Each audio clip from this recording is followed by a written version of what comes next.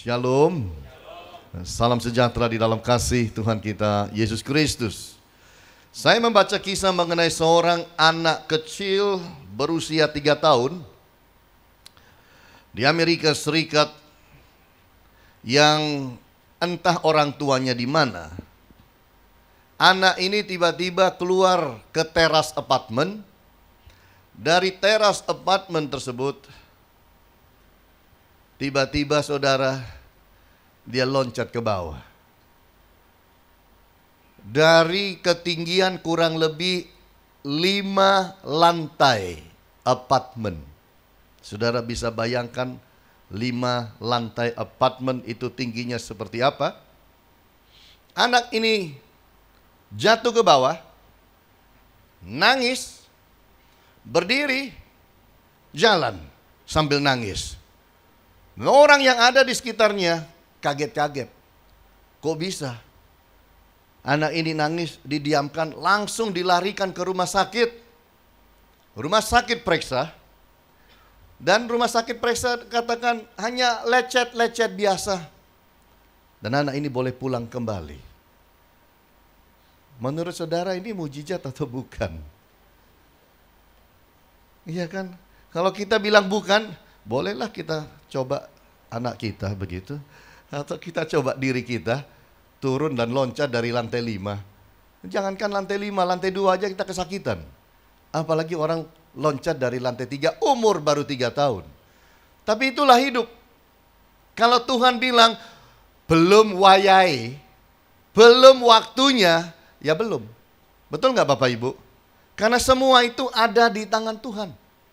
Ada di tangan Tuhan. Saya pernah baca kakak adik yang kerja di bangunan tinggi Bapak Ibu. Tinggi sekali. Mereka itu ngelap kaca dari luar. Kakak adik dari Amerika Latin.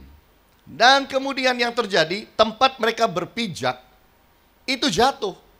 Mereka ada di puluhan lantai. Saudara tahu mereka ada posisi di mana? Lantai 50. 2 orang itu jatuh, uing ke bawah.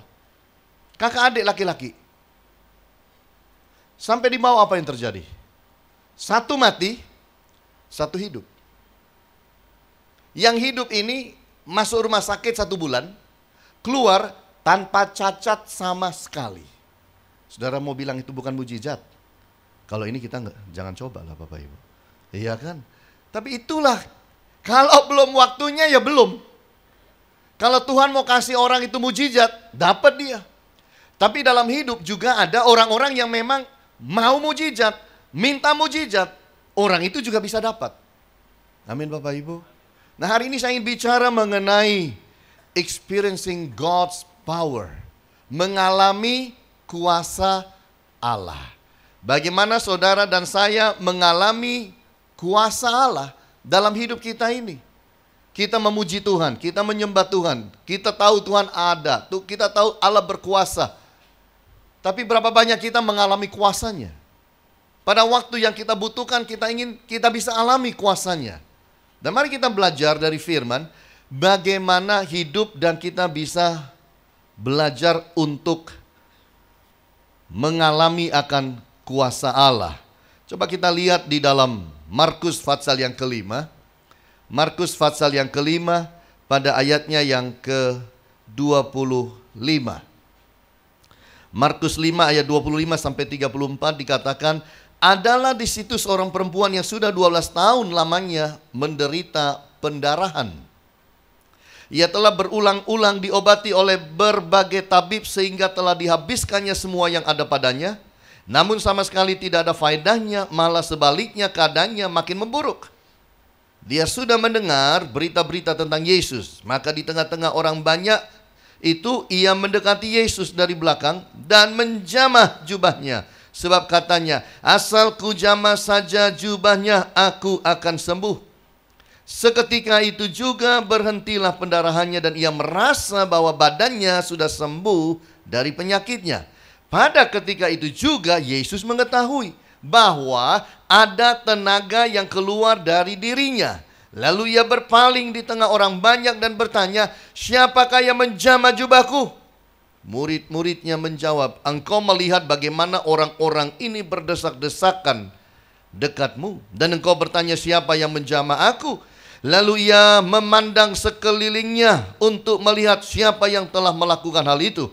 Perempuan itu yang menjadi takut dan gemetar ketika mengetahui apa yang telah terjadi atas dirinya, tampil dan tersungkur di depan Yesus dan dengan tulus memberitahukan segala sesuatu kepadanya. Maka katanya kepada perempuan itu, hai anakku, imanmu telah menyelamatkan engkau. Pergilah dengan selamat dan sembuhlah dari penyakitmu. Satu kisah yang menarik. Saya yakin kalau saudara suka baca Alkitab, saudara juga pasti baca dan pernah baca ayat-ayat ini, atau saudara pernah dengar khotbah ini. Saya pun juga bukan pertama kali khotbah mengenai ayat-ayat ini, tapi ketika Tuhan berikan ayat ini, selalu ada sesuatu yang baru yang Tuhan berikan kepada saya untuk saya bagikan buat saudara. Nah, hari ini kita menjadi orang yang mau fokus kepada bagaimana mengalami kuasa Allah. Apa sih yang dibutuhkan dalam diri kita supaya kita bisa alami kuasa Allah? Wanita ini punya apa? Nah, kalau saudara lihat pada ayat-ayat ini, saudara, kita harus mengerti bahwa Yesus itu sedang baru saja ngusir setan dari orang Gadara. Setelah setannya itu keluar, masuk kepada 2000 babi, Yesus diusir. Lalu Yesus naik perahu. Ketika Yesus sampai di satu tempat, kemudian Yesus itu didatangi oleh seorang kepala rumah ibadat, namanya Yairus. Yairus itu minta tolong kepada Yesus. Dia bukan murid, dia bukan siapa-siapa, minta tolong untuk sembuhkan anaknya yang sakit parah. Lalu di dalam Injil yang lain dikatakan begini, orang-orang itu berbisik-bisik pada Yesus, tolonglah dia, karena Yairus ini orang baik, dia itu suka menolong kita, membangun rumah ibadat kita juga, dia ini orang baik. Yesus setuju, makanya Yesus itu kemudian berjalan pergi menuju rumah Yairus. Jadi pertanyaan saya, fokus Yesus itu apa? Fokus Yesus menyembuhkan anak Yairus yang sakit keras. Itu fokusnya. Di dalam perjalanan ada cerita lain di tengah-tengahnya. Yesus mengalami diintervensi ceritanya. Siapa yang intervensi Yesus? Yang intervensi Yesus adalah seorang wanita mengalami sakit pendarahan 12 tahun. Yang sudah berobat kemana-mana gak bisa, sampai habis uangnya, lalu dia datang kepada Yesus. Dan kemudian dia menjamah jubah Yesus dan dia jadi sembuh. Makanya Yesus bilang, siapa yang menjamah jubahku? Murid-murid yang begitu dekat, lingkaran Yesus itu murid-muridnya semua. Murid-murid yang begitu dekat, agak ngomel. Kita ini orang banyak, semua orang bisa aja nyenggol-nyenggol kamu lah Yesus. Kok tanya siapa jamah jubahmu? Semua orang bisa senggol kamu. Yesus bilang, no. Ini ada yang nyenggol saya, pegang jubah saya, tapi kuasaku mengalir. Ada tenaga keluar, ada power keluar dari diriku kepadanya. Ya, lalu Yesus lihat dan cari. Oh, sebelum ketemu, perempuan itu lari dulu, tersungkur di depan, minta ampun sama Yesus. Aku orangnya, aku yang jamah. Dia cerita semua, tapi Yesus justru memuji. Imanmu luar biasa. Pulanglah, pergilah, sembuhlah engkau. Jadi Yesus tidak ada maksud membuat mujizat untuk wanita ini. Tapi kenapa wanita ini mengalami mujizat? Apa yang dia punya sehingga dia alami mujizat?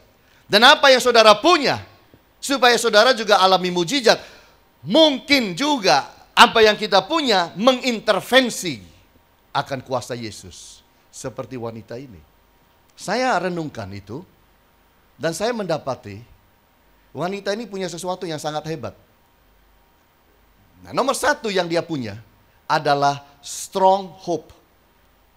Pengharapan yang sangat besar. Pengharapan yang sangat kuat.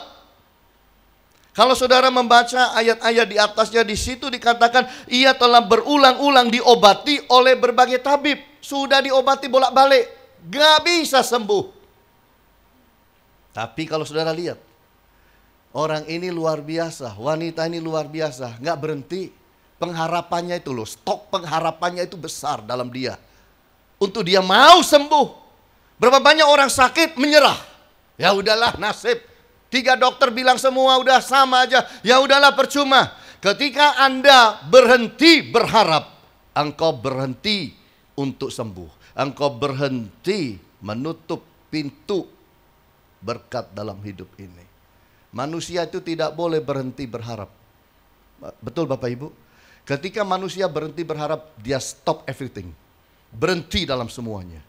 Manusia yang hilang pengharapan, biasanya berhenti dari segala sesuatu. Saya mau tanya, kenapa ada orang bunuh diri? Manusia yang bunuh diri adalah manusia yang hilang pengharapannya luar biasa. Lalu dia berkata, buat apa hidup? Udah mati aja. Ya itu masalahnya. Jadi jangan pikir kalau orang hilang pengharapan tuh nggak ada masalah. Masalah besar. Tapi disinilah kita lihat bahwa kita harus belajar dari wanita ini. Wanita ini luar biasa. Stop hoping on men. Berhenti untuk berharap pada manusia. Ini yang kita harus lakukan. Kita harus berhenti harap daripada manusia. Sebab Tuhan berkata dalam Yeremia 17 apa? Yeremia 17 ayat yang kelima berkata apa? Terkutuklah orang yang mengandalkan manusia. Yang mengandalkan kekuatannya sendiri. Dan yang hatinya menjauh daripada Tuhan. Jadi jangan mengharapkan manusia. Wanita ini dulu salah arah. Mengharapkan manusia. Segala macam tabib dia pergi. Nggak ada satu sembuh. Coba itu semua. Nggak jadi. Stop hoping on money. Berhenti mengandalkan uang atau kekayaan atau harta hidup ini. Yesus berkata apa? Apa gunanya manusia dapat seluruh harta di dunia tapi jiwanya binasa? Artinya apa? Ada limitation. Ada batas pada manusia yang berharap pada kekayaan. Nah, kalau saudara lihat di dalam ayat-ayat yang tertulis di sini dikatakan sehingga telah dihabiskannya semua yang ada padanya. Apanya yang habis? Hartanya habis, uangnya habis. Nggak punya apa-apa lagi. Sakitnya sembuh? Belum. Amsal berkata apa? Amsal 11:28. Siapa mempercayakan diri kepada kekayaannya akan jatuh. Tetapi orang benar akan tumbuh seperti daun muda. Saudara boleh punya uang, saudara boleh kaya, saudara boleh diberkati, tapi jangan pengharapan ditaruh pada harta dan kekayaan atau uang. Wanita ini dulu salah jalan. Dia berharap pada uang yang banyak, aku pasti beres. No, gak beres. Gak selesai masalahnya. Karena uang itu tidak selalu bisa menyelesaikan semua masalah. Setuju Bapak Ibu? Uang itu ada batasannya. Tidak bisa menyelesaikan semuanya. Itu sebabnya kita harus berhati-hati di dalam semua ini. Start hoping on God. Mulai belajar berharapnya pada Allah. Yeremia 17 ayat 7 berkata apa? Diberkatilah orang yang mengandalkan Tuhan, yang menaruh harapannya pada Tuhan. Diberkatilah orang yang mengandalkan Tuhan. Jadi hati-hati dalam hidup ini kalau saudara mengalami satu masalah besar, tantangan besar, hati-hati. Kemana hatimu mengarah? Mulai mengandalkan manusia terus, si A, si B, si C, si D, si E. Atau saudara mulai mengandalkan uang, kekayaan, oh bisa, gampang kok, aku banyak uang, aku bisa kok. Firman berkata apa? Jangan mengandalkan semua itu, tapi andalkan kepada Allah. Waktu ayah saya masih hidup, baru bertobat, ada satu kisah menarik mengenai dia. Dan saya tentunya. Dia setir mobil, mau pelayanan, bantu-bantu pelayanan, keluar kota, dan ada saya di sampingnya. Nah saudara tahu, pada zaman tahun 80-an, itu polisi bisa stop mobil kapan saja. Sekarang pun juga, tapi jarang kan sekarang mobil itu di stop, sepeda motor jauh lebih banyak, di stop periksa SIM, periksa STNK. Nah waktu kami ada di luar kota, itu kita lihat, polisi. Begitu banyak belasan polisi. Semua mobil-mobil yang di depan kami di stop suruh minggir semua. Periksa STNK, periksa SIM. Itulah SIM tahun 80-an Bapak Ibu. Lalu saya bilang sama Papa, Pak siapin STNK dan SIM. Dibuka di atas gak ada, dicari di sini gak ada. Dompet dibuka gak ada. STNK gak ada, SIM gak ada. Ini namanya alamat. Kan gitu, iya kan? Oh, saudara tahu, kita ini maaf ya, kita masih baru bertobat. Jadi belum terlalu mengerti firman. Apa yang kita lakukan?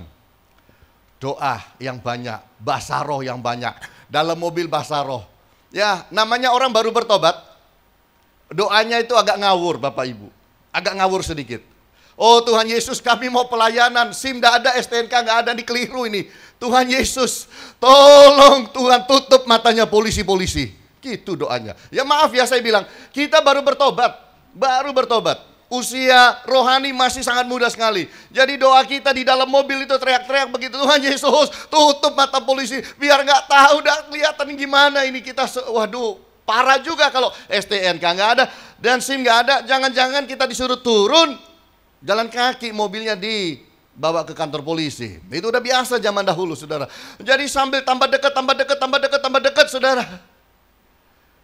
Akhirnya polisi yang pertama lihat kita dan dia berkata, terus. Polisi yang sana bilang, terus. Polisi yang ke sana bilang, terus.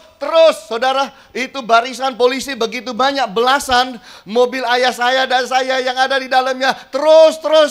Dan kita lolos Bapak Ibu. Puji Tuhan. Tuhan jawab, amin. Tuhan jawab doa orang yang baru bertobat Bapak Ibu. Iya. Sekarang sih nggak pernah sih doain supaya Tuhan butakan, tutup mata polisi. Aduh dosa banget rasanya begitu ya. Tapi zaman itu baru bertobat. Tapi Tuhan itu memperhatikan doa orang yang baru bertobat. Baru hidup sungguh-sungguh, baru mulai, masih anak-anak banget di dalam urusan kerohanian. Dan dia tolong kita. Buat saya itu satu kenangan yang tidak bisa saya lupakan. Kok bisa sih polisi begitu banyak, kita lewat begitu aja. Tambah terus. Nggak dicurigai. Tidak ada satu mobil di depan kami yang tidak di stop. Dan tidak disuruh minggir, tidak ada. Kalau ada kita bilang apa? Oh ya saya sama-sama yang itu. Nggak ada. Semua dihentikan, cuman kita tok. Lalu saya noleh ke belakang, yang belakang langsung di stop semua. Coba, kalau bukan Tuhan siapa Bapak Ibu? Itulah mujizat. Ketika kita sudah kepepet, harapannya hanya kepada Tuhan, Tuhan buktikan kita kuasa dan kasih-Nya. Amin. Jadi jangan berhenti berharap. Jangan. Tidak boleh saudara itu hilang pengharapan. Tuhan bilang 3 yang besar di dunia ini. Pengharapan, iman, dan kasih. 3 ini di akhir zaman tidak boleh hilang dari hidup saudara dan saya. Amin. Yang kedua kita lihat wanita ini bukan cuma punya pengharapan yang kuat. Wanita ini punya strong faith. Iman yang kuat. Iman yang kuat. Kita perlu iman. Tidak pernah ada mujizat terjadi Bapak Ibu tanpa iman. Tidak pernah ada. Tunjukkan pada saya. Mana ada mujizat terjadi tanpa iman? Mana ada seseorang di dalam Alkitab tidak punya iman mengalami mujizat? Never happen. Tidak pernah terjadi. Tapi disinilah kita lihat iman. Wanita ini bilang apa? Asal aku bisa masuk kerumunan itu, menerobos masuk kerumunan itu, lalu pegang punca jubah Yesus, aku sembuh. Kalau itu bukan iman apa? Itulah iman. Itulah yang dia miliki, iman. Jadi kita harus belajar, yaitu adalah grow your faith. Tumbuhkan iman. Tumbuhkan iman. Yesus itu waktu kena badai dengan murid-muridnya, sampai murid-muridnya bangunkan Yesus secara kasar. Tuhan kita binasa. Bangun, kita binasa. Yesus waktu bangun Nomor satu yang diurus bukan badai. Nomor satu yang dilakukan adalah menegur murid-muridnya. Di mana imanmu? Kok kecil imanmu? Betul tidak Bapak Ibu? Itu. Karena Yesus mengasihi murid-muridnya, sedang mengajar murid-muridnya, ini dijadikan bahan pengajaran Yesus. Yesus tenangkan badai. Tenanglah, teduhlah. Teduh. Orang macam apa dia? Sampai badai pun taat kepadanya. Kita harus belajar menumbuhkan iman. Roma 10 ayat 17. Iman timbul dari pendengaran. Dan pendengaran oleh firman Kristus. Jadi kalau saudara mau jaga iman saudara, mau numbuhkan iman saudara, tidak ada cara lain kecuali saudara kontak dengan firman. Baca firman, dengar firman, isi di hidup dengan firman, datang ke gereja, datang ke family cell. Kalau gereja bikin seminar, datang dan ikut. Supaya iman bertumbuh. Karena iman bertumbuh dari pendengaran. Apa yang terjadi pada saat ini dalam ruangan ini? Semua telinga mendengar firman. Itu yang terjadi Bapak Ibu. Dan itu yang Tuhan mau. Lalu kita lakukan apa yang disebut protect your faith. Melindungi, menjaga akan iman kita. Firman di dalam Ibrani 11 ayat 1. Iman adalah dasar dari segala sesuatu yang kita harapkan. Bukti dari segala sesuatu yang tidak kita lihat. Artinya iman itu jadi fondasi. Apa yang menjadi fondasi itu artinya penting. Betul tidak Bapak Ibu? Fondasi itu penting. Rumah tanpa fondasi, wow, tidak mungkin. Gedung tinggi, seringkali kita itu kagum pada gedung tinggi. Wow, tinggi sekali ya. Indonesia enggak ada loh kayak gitu. Wah. Jadi kalau gedung tinggi itu cara lihatnya lain. Di Indonesia kita lihat begini. Kita kalau ke Bali lihat gedung tinggi begini. Tapi kalau kita ke Amerika lihat gedung tinggi gini. Tinggi. Nah, itu betul-betul tinggi. Kalau lihatnya sampai begini itu tinggi. Menengadah. Ya kan? Kita kagum gedung tinggi, tapi seringkali kita lupa gedung tinggi fondasinya tuh luar biasa. Betul tidak? Yang kita kagum yang di atasnya. Saya beritahu saudara, atasnya tidak akan pernah terjadi kalau fondasinya tidak dibangun dengan kuat. Tidak ada itu di atas itu. Mau yang 100 lantai, mau lebih, tidak ada Bapak Ibu. Kecuali fondasinya sudah betul-betul diproteksi dan sangat kuat tertanam. Baru itu bisa dibangun. Dan iman saudara itu adalah fondasi untuk mengalami kuasa Allah. Fondasi untuk mengalami pertolongan Tuhan. Fondasi untuk mengalami mujizat Allah. Iman. Gak ada yang lain. Saudara ditolong itu bukan karena pendeta besar. Keliru. Mana ada ayatnya. Tapi iman sebagai dasar itu yang merupakan password kita untuk membuka akan pintu sorga dan kuasa Allah bekerja atas kehidupan kita. Jangan keliru, orang sekarang itu banyak kelirunya. Saya sakit, harus pendeta itu doain. Itu pendeta dari Jakarta itu loh, itu loh yang dari Singapura itu yang dari Amerika itu. Kalau dia yang tumpang tangan saya sembuh. Anda itu beriman pada manusia. Iman itu harus ada di sini. Tuhan lihat kita. Kamu mau sembuh? Tuhan cari imannya. Kamu mau diberkati? Tuhan cari fondasinya ada enggak. Kamu mau ditolong? Tuhan cari fondasinya ada enggak. Kalau enggak ada fondasi, enggak ada itu bisa dibangun semua itu oleh Allah. Kalau sudah diprotek, maka kita harus keep your faith.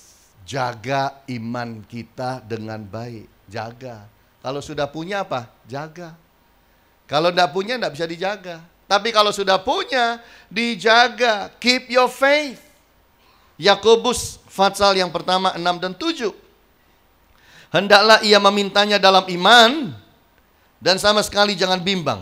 Sebab orang yang bimbang sama dengan gelombang laut yang diombang-ambingkan kian kemari oleh angin.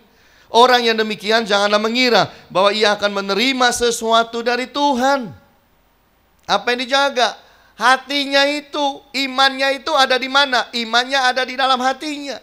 Imannya ada di dalam dirinya. Itu dijaga supaya hatinya jangan mendua. Memang sekarang tidak boleh dua. Kita hanya boleh satu kepada Allah. Iman kita harus betul-betul bersatu kepada Tuhan. Saya tidak paham apa yang saudara ketawain. Biarlah itu jadi rahasia saudara saja. Tapi itulah yang benar Bapak Ibu. Menjaga hati kita jangan mendua. Baru Tuhan berkata, kalau engkau utuh, hatimu utuh, imanmu utuh, engkau tidak terombang-ambing, aku berikan kepadamu. Susah loh jaga hati itu utuh, tidak terombang-ambing, susah. Tapi kita harus melakukan itu. Saya membaca kisah mengenai seorang wanita, ada usia kurang lebih umurnya 67 tahun. Wanita yang umur 67 tahun ini, gangguannya biasanya di mata. Dia selalu pakai kontak lens. Jadi satu kali waktu dia pergi ke dokter untuk periksa. Karena dia bilang matanya ini kok burem. Mata saya burem banget.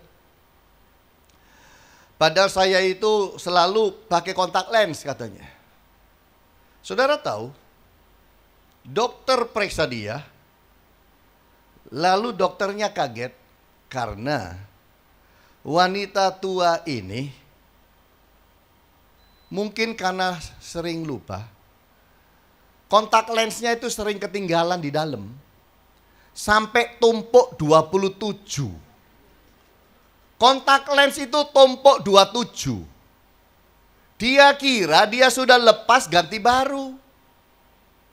Dikirain dilepas ganti baru. Ternyata jadi waktu dia lepas itu kelihatannya lepas tapi nggak lepas. Karena usia tua dia pikir paling jatuh, biarin wes besok disapu.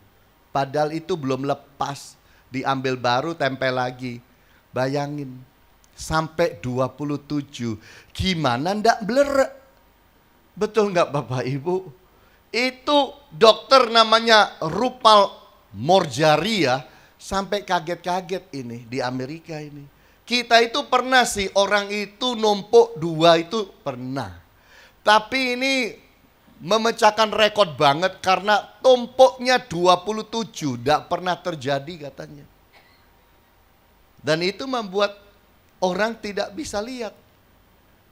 Pertanyaan saya, adakah sesuatu dalam hidup saudara yang membuat kabur iman saudara? Yang membuat kabur fokus saudara? Yang membuat lemah fondasi saudara? Itu memang harus dibuang semuanya. Apakah itu dosa? Apakah itu kurang ibadah kita? Apakah keduniawian? Apakah kita gampang menyerah kepada godaan? Itu semua memberatkan dan membuat mata kita dan mata iman kita sulit fokus kepada Allah. Mari kita hati-hati. Kalau mau mujizat, strong faith, iman yang kuat. Lalu yang ketiga, apalagi yang dia punya wanita ini, saya sebut strong action.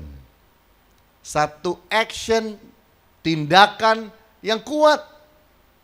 Saudara bilang tindakan action yang kuat gimana? Loh Bapak Ibu, jangan salah. Orang itu kalau mengalami pendarahan 12 tahun, itu dia itu males sama dirinya sendiri. Kita itu loh sakit mata sedikit aja males keluar rumah. Kita itu loh sakit perut sedikit kita males keluar rumah. Tanyalah ibu-ibu kalau lagi mengalami masalah-masalah yang hanya wanita yang tahu. Males kita keluar rumah kan. Apalagi mengalami pendarahan 12 tahun. Lalu sudah kecewa berulang kali karena pergi tabib tidak sembuh-sembuh. Lalu kemudian kita bilang strong actionnya di mana? Strong actionnya adalah dia sudah mendengar berita-berita mengenai Yesus. Dia tidak jadi negatif, dia tetap positif. Dia keluar dari rumah dan dia pergi mencari Kristus. Lalu Yesus itu, harus saudara bayangkan, Yesus kalau jalan Bapak Ibu, waktu dulu itu tidak pernah itu rombongannya kecil. Rombongan Yesus itu besar. Tidak sebesar yang di gedung Bung Karno kemarin sih, tapi cukup besar. Bagaimana dia harus menerobos masuk lingkaran itu. Yesus yang ada di tengah, dikelilingi orang begitu banyak, paling dekat dengan dia lingkaran murid. Bagaimana dia menerobos masuk, kemudian menjamah punca jubahnya. Itu butuh satu action yang luar biasa. Dan dia berani lakukan itu. Ini yang saya sebut pursuing God's presence. Mengejar hadirat Allah. Kalau kita lakukan itu dalam hidup sekarang. Bahwa saudara dan saya, kita harus berusaha di tengah kesibukan kita. Di tengah keterbatasan waktu yang mungkin kita punya dalam hidup. Di tengah mungkin juga situasi masalah-masalah tantangan hidup yang begitu banyak. Kita berusaha untuk tetap ambil waktu dan kejar Yesus dan kejar hadiratnya. Setiap hari. Dan kalau orang sudah masuk dan bisa mengejar hadirat Tuhan, itu sudah pertanda yang sangat baik. Wanita itu begitu sudah ada, nah ini Yesus di depanku. Lalu apa yang dilakukan? Maka dia pegang punca jubahnya. Itu untuk wanita seperti dia, itu harusnya isinya kan minder. Untuk orang seminder dia itu dia berani sentuh dan jamah jubah Yesus. Butuh hati yang kuat. Bold heart. Hati yang kuat. Keberanian yang sangat ekstra kuat. Untuk berani jamah. Kalau sudah masuk hadirat Tuhan, kau sudah memuji menyembah Tuhan, yang saudara lakukan adalah touching God's heart. Menyentuh hati Allah. Ini penting. Apa pentingnya? Menyentuh hati Allah. Touching God's heart. Bapak Ibu coba pelajari di dalam Alkitab. Berapa banyak mujizat dilakukan Yesus? Semua dimulai dari satu kalimat yang bilang begini. Maka berbelas kasihanlah Kristus. Berbelas kasihan. Maka masgullah hati Yesus. Kenapa kasih makan 5.000 orang bisa terjadi? Dari 5 ketul roti 2 ekor ikan. Yesus berkata, kasihan mereka kalau mereka pulang. Mereka kelaparan dan mereka belum makan. Kasihan. Artinya Yesus itu punya hati yang sangat baik. Kalau saudara mau dapat mujizat, dapat pertolongan Tuhan, dapat berkat Tuhan, Anda harus mampu jadi orang yang menyentuh hatinya. Itu aja. Tidak mau tahu warna kulit saudara, tidak mau tahu masalah saudara. Tapi kalau saudara bisa sentuh hatinya, engkau dapat apa yang kau doakan. Amin Bapak Ibu. Engkau dapat yang kau doakan. Dalam liburan kira-kira setahun yang lalu, saya pergi ke Bali. Jalan-jalan di beach walk. Saya dengan Ibu Agnes dan teman-teman jalan-jalan. Lalu ada satu toko. Di dalamnya itu ternyata ada orang terkenal. Saya lihat ada Agnes Monica. Di sampingku Agnes Maria. Di depan situ Agnes Monica. Saudara tahu? Saya pengen foto dengan Agnes Monica. Tapi ada pengawalnya satu. Bapak-bapak tua, perutnya juga udah gede. pakai baju safari. Dia jaga dari jauh sih. Nggak ada orang deketin dia loh, Agnes Monica ini. Dalam toko itu sendirian. Saya di luar toko. Pengen banget saya masuk dalam dan saya bilang, Agnes, hai, foto dong, boleh. Gitu maunya. Tapi saudara tahu, gak berani. Gak berani. Hasilnya apa? Ya gak dapet. Ya gak jadi. Sampai sekarang tinggal kenangan. Gak jadi foto sama Agnes Monica. Saya pergi ke Amerika. Di apartemen anak angkat saya. Kita jalan-jalan di apartemennya. Lihat-lihat fasilitas yang ada di apartemen. Salah satunya fitness centernya. Ini apartemen yang bagus sekali. Mewah. Dan banyak orang-orang kaya Amerika itu di situ. Yang mobilnya itu macam-macam. Yang Lamborghini lah, yang Rolls Royce lah, segala macam. Valet aja. Datang turun valet, mau berangkat tinggal telepon ke bawah. Tolong keluarin mobil saya ya, begitu. Tinggal sebut mobilnya yang mana, turun mobil sudah di depan. Saya diundang nginep sana, saya nginep lah. Satu kali waktu kami satu rombongan turun. Saya, Ibu Agnes, anak angkat saya, orang tuanya. Masuk ke ruang fitness. Waktu saya mau masuk ruang fitness, di belakang ini ada lagi. Namanya, kalau saya sebut saudara tahu. Sama-sama mau masuk. Namanya Paula Abdul. Ingat, penyanyi itu loh, Paula Abdul. Oh, orangnya semampai, benar-benar 152 cm. Orang pendek. Cantik, pendek, punya cowok ganteng, putih mulus. Aduh, cowoknya ganteng banget. Jadi waktu saya mau masuk pintu, dia di belakang saya. Sekalian saya bukain pintu. Terus dia bilang gini, thanks. Masih ingat sampai sekarang, thanks. Iya kan? Aduh, baik banget nih orang. Nah, sudah tahu, waktu kita lihat-lihat di dalam, dia mau fitness sih. Saya itu kepengen foto. Nggak berani ngomong sampai hari ini. Ya nggak dapet lah fotonya. 2 kali saya ketemu, 2 kali nggak berani ngomong, nggak berani minta. Ya nggak dapet. Untuk menghadap Allah, ketemu Allah, engkau harus punya hati yang berani. Masuk hadiratnya, membangun hubungan yang kuat dengan Dia. Jamah hatinya, lewat pujian saudara, lewat penyembahan saudara, lewat hidupmu yang baik, sentuh hatinya. Nanti Dia akan bilang pada saudara, apa yang kau mau? Dan Dia akan berikan itu kepada saudara. Ada banyak orang mau mujizat tidak sentuh hati Allah. Nggak bisa. Kalau saudara baca di Injil. Nggak boleh ya, sorry. Injil. Kalau saudara baca di Injil. Tidak ada mujizat terjadi kalau Yesus tidak berbelas kasihan.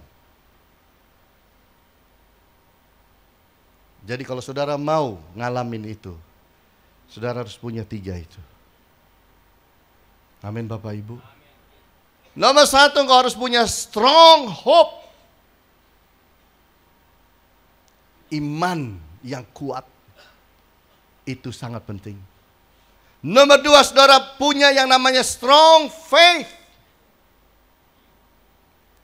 Iman. Pengharapan yang kuat. Iman yang kuat. Dan yang ketiga adalah strong action. Kuat. Sentuh hatinya. Kalau itu saudara punya, saudara layak menerima mujizat yang saudara butuhkan dalam hidup. Jangan jadi orang yang bilang, Tuhan sembuhin aku. Hati Tuhan itu mungkin belum lihat saudara. Dia belum fokus pada saudara. Dia belum hangat. Dia belum berbelas kasihan. Gimana keluar mujizatnya? Tapi kalau Dia sudah berbelas kasihan pada kita, akan terjadi.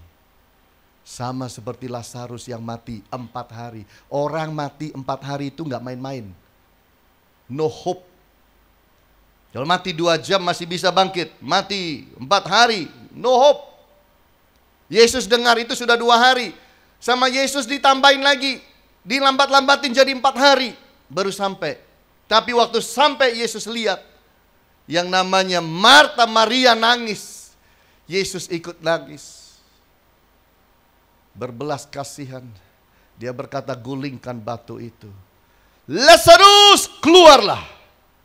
Lazarus keluar. Lazarus hidup. Mujizat terjadi. Amin saudara. Itu sebabnya engkau harus sentuh hatinya. Mari di dalam hidup saudara dan saya, apapun yang kau alami dalam hidup, yakinkan satu hal. Engkau berani sentuh hati Allah.